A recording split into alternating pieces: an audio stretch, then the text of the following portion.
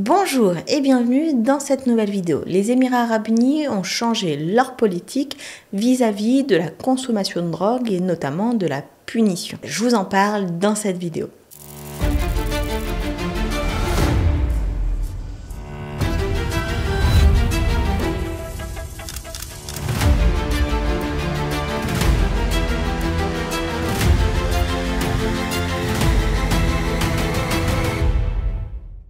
Quel est le changement vis-à-vis de la consommation de drogue aux Émirats Arabes Unis? Tout simplement, l'une des conséquences de la consommation de drogue était auparavant une déportation systématique.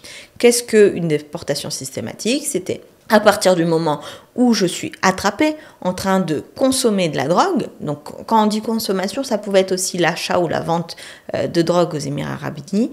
À partir du moment où j'étais pris autour de la drogue, tout simplement, de manière complètement systématique, peu importe la quantité, peu importe si je consomme, je vends, j'achète, j'étais déportée du territoire, c'est-à-dire que j'étais sortie du territoire des Émirats Arabes Unis. Cela avait des conséquences sur la famille, sur le style de vie d'une famille, donc peut-être un risque de séparation, de perte d'emploi, et donc un certain nombre de choses pouvaient être impactées par cette mesure qui était prise de manière systématique.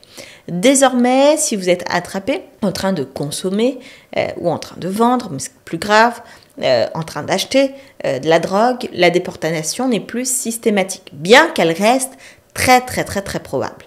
En fait, c'est au cas par cas. Ça va être le juge qui va pouvoir décider au cas par cas en prenant en compte la stabilité de votre travail aux Émirats Arabes Unis, la stabilité de vos revenus.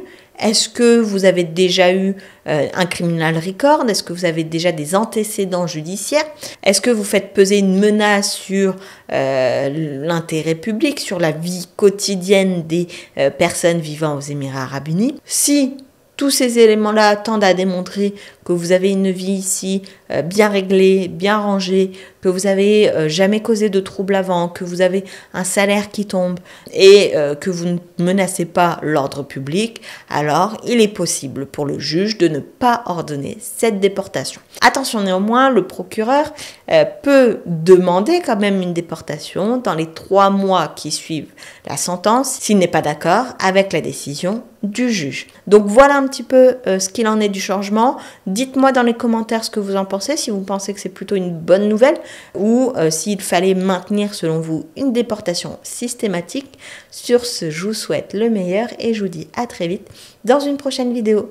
Concrétisez votre projet de société aux Émirats Arabes Unis en prenant rendez-vous avec nous dès maintenant.